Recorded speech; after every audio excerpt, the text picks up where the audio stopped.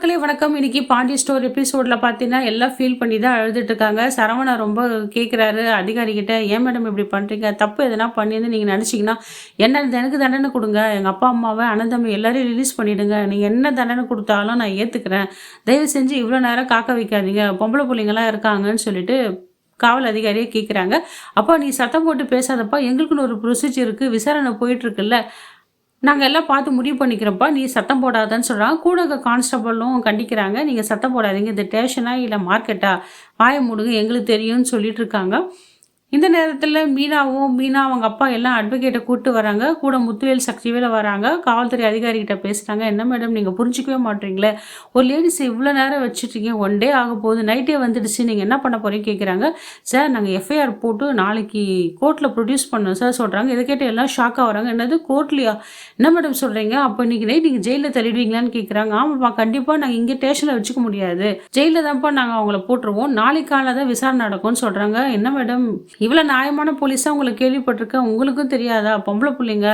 அவங்க மேல எந்த தப்பு இல்ல மேடம். நான் அது மாரி குடும்பம் இல்ல. நான் தான் உங்களுக்கு எல்லாமே சொன்னனே" அப்படின்னு சொல்றாங்க. "நீங்களும் எல்லாமே விசாரணைலாம் பண்ணீங்கல்ல. ஒரு வருடமா நீங்களும் விசாரணை பண்ணியிருக்கீங்களா? அதிலயே உங்களுக்கு தெரிஞ்சிருக்கும்ல. என் தங்கச்சி குடும்பம் வந்து நல்ல குடும்பம்ன்ட்டு" அப்படின்றாங்க.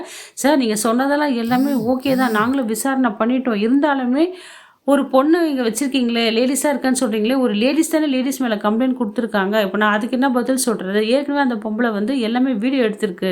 உங்க வீட்ல நடந்த சண்டை, நீங்க சண்டை போட வீடியோ எடுத்திருக்க பொம்பள இங்க ஸ்டேஷன்ல வீடியோ எடுக்காது. என்ன நிச்சயம் அது? நாளைக்கு எங்கள தானே இப்ப கிழிப்பாங்க மேல் இடத்துல. என்ன நடத்துறீங்க? போலீஸா நீங்க என்ன நடத்துறீங்க? ஒரு பொண்ணுக்கு நீதி கிடைக்கலன்னு சொல்லுவாங்கல்ல. நான் அதையும் இங்கலாம் கேஸ் ஸ்ட்ராங்கா போட்டுருக்காங்கப்பா. நாங்க அதையும் யோசிக்கணும்ல" அப்படின்ட்டு அந்த காவல்துறை அதிகாரி சொல்லிட்டு இருக்காங்க. எல்லாருமே ரெஃப்யூஸ் பண்ணி கேட்குறாங்க. "ப்ளீஸுங்க விட்டுருங்க. எதனா ஒண்ணு பண்ணுங்க. ஹெல்ப் பண்ணுங்கன்ட்டு." அவங்க கடைசியில என்ன பண்றாங்கன்னா, சரி இதுல வந்து அவ்வளோ பெரிய குற்றமா இவங்க 2 பேர் மேல கம்ப்ளைண்ட் இல்ல. அதனால ராஜேஸ்வரியும் நானு அரசியும் விடுதலை செய்றேன்னு சொல்றாங்க. இத கேட்டு சந்தோஷமா இருக்காங்க முத்துவேலு. இருந்தாலுமே வந்து மத்தவங்க மேல இப்படி உள்ள அடைச்சிட்டாங்களேன்னு சொல்லிட்டு ரொம்ப ஃபீல் பண்ணி தான் கேட்டுட்டு இருக்காங்க. மீனா எவ்வளவோ சொல்றாங்க. அவங்க எந்த தப்பும் பண்ணல மேடம் அப்படின்ட்டு. ஏன் இந்த நேரத்துலயாச்சும் மீனா வந்து இந்த ஒரு விஷயத்த அவங்க சொல்லலாம்ல. வரதட்சணை கொடுமை, நகை நட்டுலாம் வாங்கிட்டு வரேன்னு சொல்லி கம்ப்ளைண்ட் இருந்தா, அவங்க போட்டது எல்லாமே போலி நகை தான் மேம். இதையே நாங்க 2 பேரும் கேட்டுருக்கோம். அந்த வார்த்தை ஏன் அவங்க பதிவு பண்ணலன்னு தெரியல. எதுக்காக வந்து ராஜு, மீனாவும் இந்த விஷயத்த இன்னும் மறைச்சுக்கிட்டே இருக்காங்கன்னு தெரியல. இவங்க எதனா சொன்னாச்சும் எதனா க்ளூ கிடைச்சு அவங்க விட்டுருவாங்கல்ல. இப்ப போலீஸ்க்கு என்ன தெரியும் ஒருத்தர பத்தி? இப்ப 4 பேர வந்து விசாரிக்க அனுப்புறாங்க. இந்த அதிகாரி அனுப்புறாங்க. கான்ஸ்டபிளும் போயிட்டு முத்துவேல் வீட்லயும் விசாரிக்கிறாங்க. அங்க அப்பத்தாவ அவங்க நாத்தனார் எல்லாமே நல்ல விதமா தான் சொல்றாங்க. இந்த பொண்ணு தப்பு பண்ணிடுச்சு, பொய் பேசிடுச்சு, எல்லாமே மறைச்சிருச்சு. இதனால கோவப்பட்டு கேட்ட புருஷன மாமியார் கூட கேட்கல. புருஷன் கேட்டதால அவங்க அப்பா, அம்மா வர வச்சு அனுப்பிச்சுட்டாங்க. அத கோவப்பட்டு என்ன பண்ணாங்க, இவங்க போலீஸ் ஸ்டேஷன்ல இல்லாத பொல்லாத கம்ப்ளைண்ட் பண்ணிட்டாங்க. எல்லாமே பொய்யா சொல்லி குற்றம் வச்சு சரவணன் மேலயும், குடும்பத்து மேலயும் கேஸ் குடுத்துட்டாங்க மேடம். அது நான் ஒத்துக்கிறேன். அக்கம் பக்கம் விசாரணை பண்ணியிருக்கீங்க. அவங்களும் நல்ல விதமா தானே எங்க குடும்பத்த பத்தி சொல்லியிருக்காங்க. இதுக்கு மேலேயும் வந்து நீங்க எதுக்காக இவங்கள உள்ள வச்சிருக்கீங்க தெரியலன்னு கேட்க, "இல்ல சார் எல்லாத்துக்கும் ஒரு வழிமுறை இருக்கு சார். இப்ப ஆளுக்காக சொல்றதால நான் எதுவும் பண்ணிட முடியாது. எனக்கு மேல் இடத்துலருந்து ப்ரெஷர் வரும். இவங்கள வந்து கோர்ட்ல நானு ப்ரொசீஜர் பண்ணணும். அந்த நேரத்துல வந்து அந்த கம்ப்ளைண்ட் பண்ண பொண்ணு அங்க வரணும். அது வந்து நேர்ல வந்து வாக்குதல்னா நேரடியா ஒப்புதல் குடுக்கணும். நெறைய விஷயம் இருக்குப்பா. இத அசால்ட்டா விட முடியாதுன்னு" சொல்றாங்க. ஒரு விதத்துல வந்து பாண்டியனும் கோமதிக்கும் சந்தோஷம் தான். நம்ம பொண்ணையும், மருமகளையும் விட்டுட்டாங்களே. நீங்க பத்திரமா மீனா கூட இருங்கம்மா. நாங்க பார்த்துக்குறோம்.